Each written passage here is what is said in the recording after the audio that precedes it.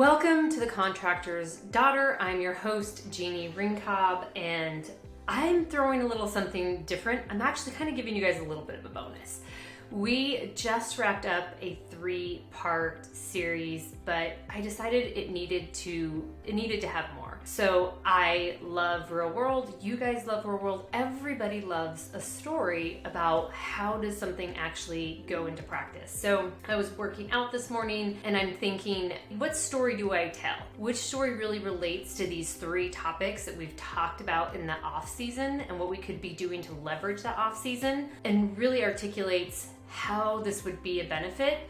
And just as a quick recap, what we've talked about is grow or die. Like if your business isn't growing, it's dying. Think about just inflation, right? If you're not making more money, you're not covering your costs as well each year. Therefore, you're actually probably declining. So you have to have that mentality of I'm going to grow, even if it's just by X%, which, gets you over that hump. But for most of us, we didn't start these businesses to just kind of grow. We have bigger ambitions. We're building it for a future. We're wanting to build it up to something that we can sell that's going to take care of us and our family in retirement. Whatever that is, it's not that we built this so that it would just flounder and stall out and eventually die. We also talked about decision making, and not just decision making, but the symptoms and the side effects of decision fatigue, which is a major problem for a lot of us that are in key leadership roles and have that pressure of carrying all that weight. So how could we take an approach to not just being decision makers, but strategic decision makers? And then the episode right before this one, we actually got into it a little bit deeper and we talked about what is the difference between strategy and tactics. And that tied in really great with decision making, because if we have a strategy, it's the key to really moving from decision making to strategic decision making, eliminating so many of those decisions, making it easier, not just for us, but for our entire team to be more efficient and to make better decisions. When you have people making decisions on your behalf, which as your business grows, you have to move towards that, and we want to move towards that. It's really important that you give them a strong vision of the outcomes that they need to be moving towards.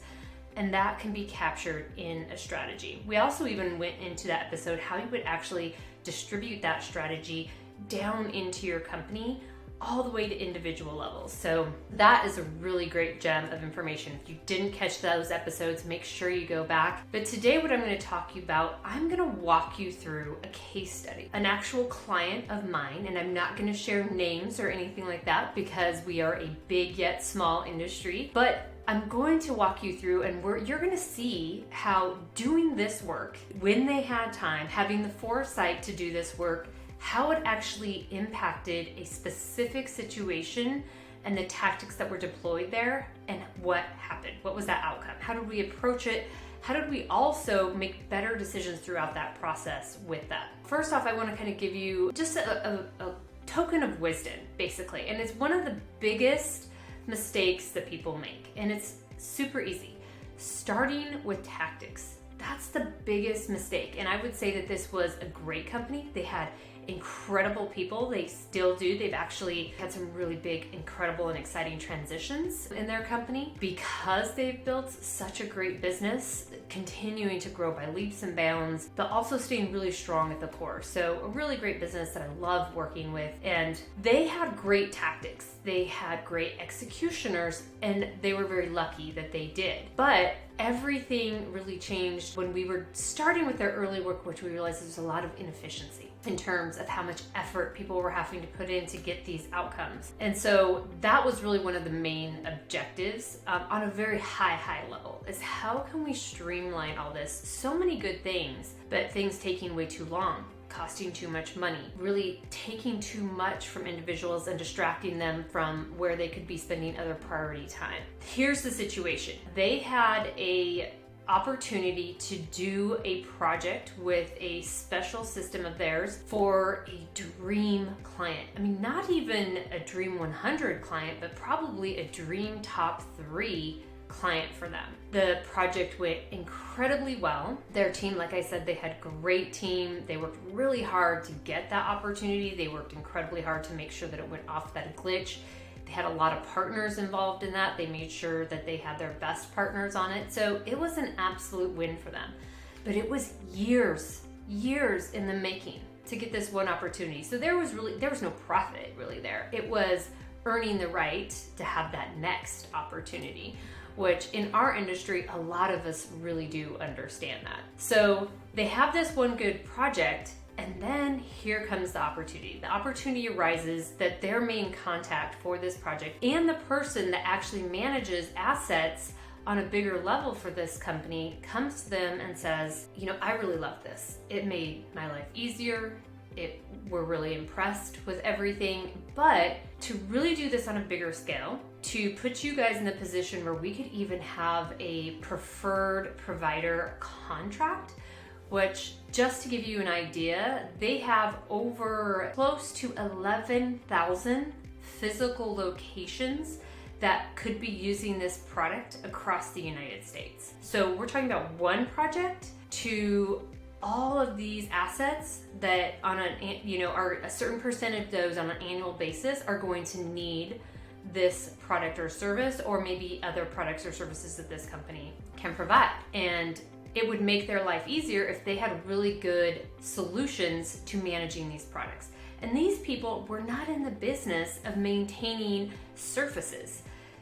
Or they weren't educated on that. They didn't have engineers. So they saw that there could be a really good partnership, but they also don't know what they don't know. And they're a giant company. So here's the deal. They were gonna get an opportunity for the inside contact to take a presentation to the big decision makers, the people that could say, yeah, we want to do a trial run of a preferred provider opportunity where they're the people that we just call. They don't have to sell us every single time we need this done. We call them up, they put us on the schedule, and it gets done. So huge, incredible opportunity, game changer. Here was part of the problem with this opportunity. As there is with opportunities, they actually only had 2 days. They found out on this about on a Thursday. And so as of Friday, they were trying to put the plan together, and it was going to be presented in a meeting on Monday. The other one was that they couldn't present it. They could not go into this meeting. So they needed to figure out what could we give this person that they could go in and give this information for these people to consider this opportunity. And it was probably gonna have to be in a presentation format. So very great and exciting opportunity, but sometimes the more exciting those opportunities are, the more challenging they are as well. And this presented some incredible challenges, very narrow options on how to present. It was largely going to be taken out of their control. It wasn't going to be presented by one of their incredible team members that had tons of technical knowledge. So we had 2 days over the weekend when I got this phone call, I think on Thursday evening or Friday morning, hey, we have this opportunity and we need help. What do you recommend? What do we put together? How do we put it together? And we think it just needs to be a presentation, but it has to sing. It's got to be so great, and it's got to be pretty short and to the point. So that's the situation in this scenario. That's the problem that they were facing. Here's how we solved this problem and why we were even able to solve this problem. So if you can imagine yourself in that situation, what do? You don't even have time to develop a strategy. You have to roll out tactics. So here's the great thing. We already had done the first phase of my business growth strategy flywheel with this company. We had done the investigation, and they were getting into a really great routine inside of their business about thinking about investigation on their own. So the people on the ground were doing really great at sending all that feedback that they were getting upstream to marketing, to sales managers, to those head people that were also helping create tools and assets for that sales team. So they already were developing a really great system. It was new, but it was far enough along that we could really leverage it in this situation. We had hours and hours of actual phone calls with clients, some from this company. We had some from companies that were very, very comparable, and the actual decision makers in those roles that were going to be sitting in that presentation. So we basically could go back and look at that. We had already done the work to narrow down the highlights of that, create messaging based on those conversations, not messaging based on what a competitor was doing or what we think sounded really cute, but actual research, not just market research even. We had done market research, but we had actually already talked and researched and had direct insights from those types of buyers and decision makers. And we even had some from that company directly. So we had this incredibly valuable asset that we could turn right about round to and really pull some great stuff from. What we decided we needed to do based on that strategy, we already knew very, very quickly the two outcomes that we wanted to try to achieve. We wanted to try to explain very clearly the differentiation that we provided over anybody else. What made us so unique from everybody else? What made us stand out? And we wanted to align that differentiation with the problems that they were trying to solve. Fortunately, we weren't guessing at those problems. We knew exactly what they were. Then the next thing that we wanted to do was create value. We wanted them to be able to, because for a lot of these types of companies, they understand that like it's all about value to them. Add value. They don't, sometimes they care about the best price or this or that, but when we actually had those conversations, what we learned during the research phase was price wasn't necessarily the best value for them. It was limiting downtime. It was extending the life of that asset. It was helping them. They had people managing the asset that weren't experts in that specific asset. That was just one thing that they were managing.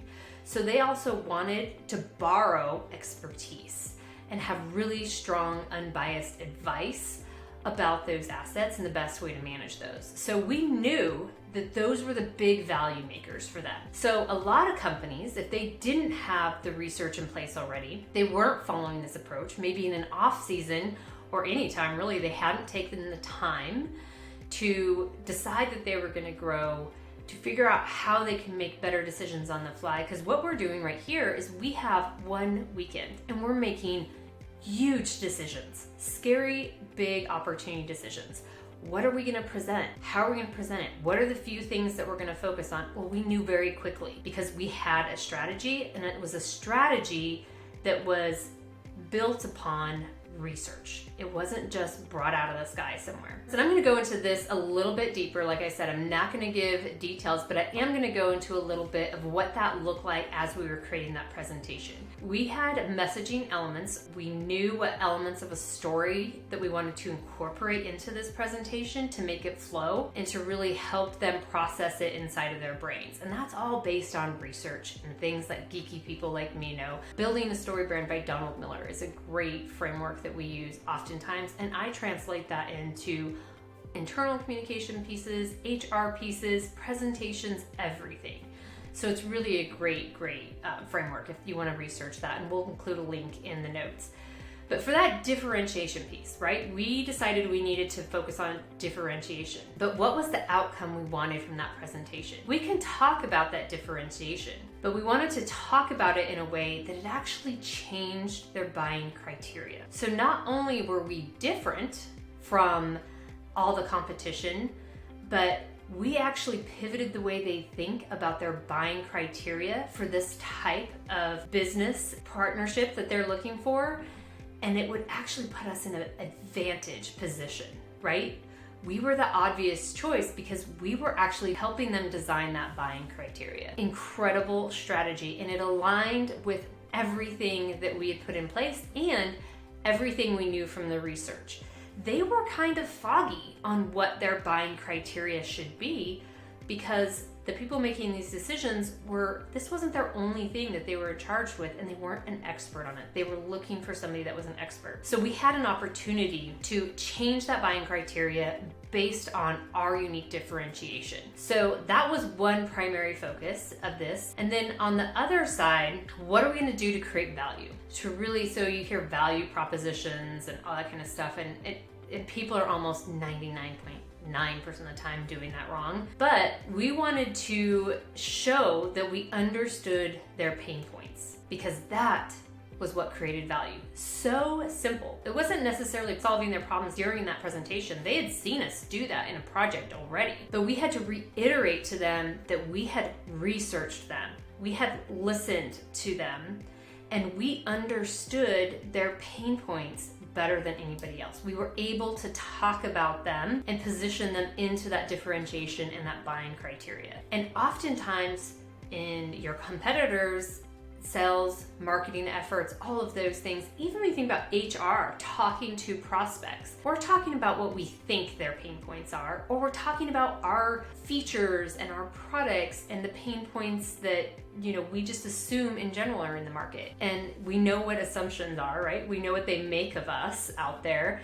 And you're gonna find probably 8 to 9 times out of 10 that if you really dig deep, the real pain points that your customers, your clients, your partners have are not at all what you think. Or you can find really, really unique ones that can align to your differentiation. Or you can pivot to make sure your differentiation can serve them and match that pain point. So that's exactly what we did there. We focused on only 2 things in that presentation. So we knew we could keep it really short, really sweet. Differentiation and value of our knowledge of them and understanding of them. So this is what happened next.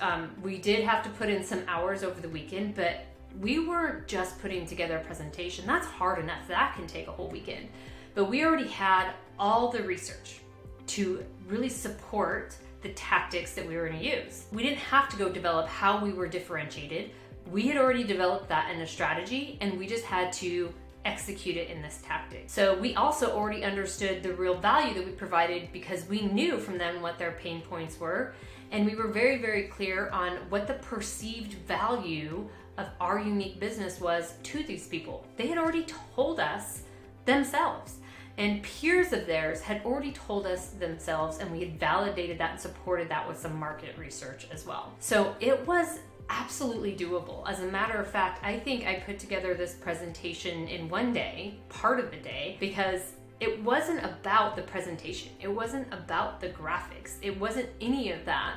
It was about what went into it. It was about the words that we used and the story that we told and making it very easy for them to digest. We didn't want them to burn a lot of calories consuming our presentation during this meeting that we couldn't even be there at. We want it to be so super easy for them to digest. Because like I said, we didn't even get to go in and present. It was going to be presented by somebody else. Actually, a funny nuance of this is I recorded myself giving the presentation, not on camera, but used my voice and gave it to the company's sales team so that they could re-record it. And therefore, the guy presenting it would have 2 options. He could listen to that and then he can kind of ad-lib himself and just have the presentation and the slides there. Or he could play one of those salespersons presenting it. So I kind of wanted to have that option out there if they were willing to consider it. We didn't know because it was going to happen on Monday. We couldn't ask that question, but it was easy for us because we didn't have to spend nearly as much time preparing the presentation itself. It was easy for us to give them a couple options, which felt really good to them. It felt like we were really going above and beyond to help him out and make it easy for him. Later on, what I found out they did is they actually just played my recording of it, which was not what I intended. But it worked really great because here's what happened. They nailed that. They got that opportunity and locked in a partial contract to be the preferred provider for that company. It was incredible in terms of the future of that company. So just to reiterate, they had a strategy in place, and that strategy informed the tactics. And think about the decisions that needed to be made during that weekend and the level of stress that needed to be really put out and the effort that needed to be put out. We cut that like easily, 10 times. So it was really, really easy for a team to put that together, and it was doable because those are the types of opportunities that we want to be prepared for. And we don't want to, like I said in the second episode for this series, we don't want to default to the easiest thing in this. The easiest thing would have been just to throw up some pictures and talk about the features of our product and all of those types of things that really they don't understand and they don't care about because they don't really directly relate to their real pain points, the real things that are making them make decisions. But we had already done the research. We knew we had gone several layers deeper, and we knew what our strategy was. We knew that we wanted to capture this opportunity. We had positioned ourselves to be able to capture this opportunity, and we had the research to roll out tactics that were supported by a strategy. So if you think about this, what would a company that didn't have that strategy, didn't have that research and that method for taking that research and strategy to make better decisions in place? What would they be doing in this situation? Imagine if it were your company. Do you have this type of strategy in place? Have you taken time in the past and it seems like a heavy lift? It's maybe the first time through. It's definitely a heavier lift than when you're just maintaining this approach to your business ongoing. But they had done this. Imagine if you hadn't done it and this opportunity came in front of you. How would you approach it?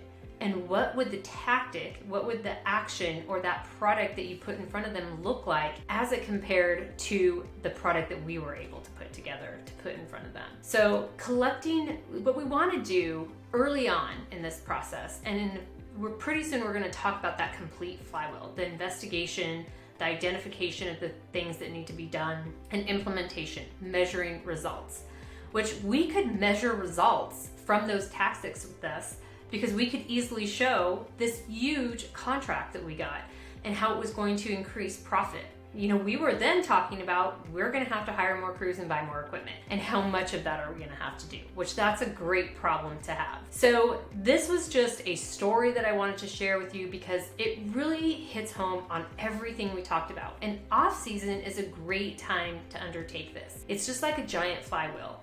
It takes a little bit more energy and input the first time you get that ball rolling, but once it's going, all you have to do is give it a little push to keep it growing. And then in 1 year or 5 years or 10 years, whenever those new opportunities are at your door, you're ready and you're prepared. But not only that, this was a specific situation, right? A specific opportunity, but they were actually decreasing the amount of time it took them to close deals all the time during this. We knew who our ideal customers were. We were spending less time targeting other customers that weren't the ideal and most profitable customers and the best fit customers for us. And I say us because that's how I think about it when I have a long-term engagement.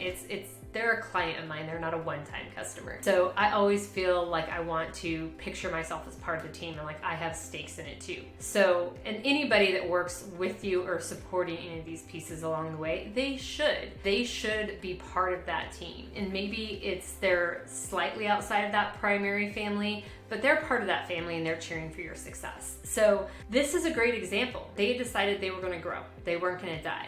They positioned themselves to have these opportunities and they were able to make very quick decisions. But not only that, they were able to make strategic decisions that got them much better results in a very short amount of time. And they couldn't pull everybody in the sales team in on this over the weekend. We did this with, probably 2 of us working on it. Fortunately, they were able to tap me. But honestly, even inside of their team, they could have pulled all those strategy assets and somebody on their sales team or their marketing team could have put something together as well. Also, their tactics were educated and deployed based on strategy that their competition didn't have, research that their competition did not have. So it was a really great story that I wanted to share with you to show you how doing some of this work now can pay dividends down the road. So think about your own business. Think about what you would do if you were in this situation and you had that type of opportunity. Do you have the strategy in place? Does your whole team operate and live by that strategy? And how do you attach your strategy to your tactics? When the fire is burning, when it's getting really hot, like I said, they didn't have much time and they had a very narrow window of what they could implement to present that to them. So when things are hard, is your team going to really be able to pull stuff together? Giving them the tools and the strategy and the research helps them make better decisions and execute better tactics. Tactics that save them time, save you money, and make you money. And reduce the stress that goes into these types of opportunities. Sometimes these opportunities feel like a crisis instead of an opportunity. They should feel like an opportunity. They should excite you, not terrify you and make you feel like you're running around putting out a fire with only, a cup instead of a giant fire hose. So make sure that you are thinking about what you're going to be doing in the off season and you probably should talk to somebody about what should you do in off season. That doesn't mean that you're the right fit for working for somebody like me, but we can definitely give you some tips and tricks and some ideas to help you focus your off season. So we have some time on our calendar that we always block to talk to the people that we love in our industry. And we would love to talk to you guys about your business and what you're planning to do in this off season. And we're always happy to share some resources, some ideas, and maybe even during that conversation, we can glean enough knowledge that we can start pointing you towards some resources. So make sure that you schedule your time, and that's storybuilt.marketing/schedule. You owe this to your company, you owe it to your team, you owe it to your clients, and you owe it to your future clients and partners, right? The ones that are going to give you these opportunities moving forward. Make sure that you're ready when that next crazy exciting opportunity hits you. So schedule a time on our calendar. It's storybuilt.marketing/schedule. Thanks so much. Make sure you have subscribed to the Contractor's Daughter. Make sure you leave us a 5-star review and follow us on LinkedIn. We always love hearing from people on LinkedIn. That's where we mostly hang out. And we would love to meet you, meet your company, follow you, and see what you're up to and how you're making a difference.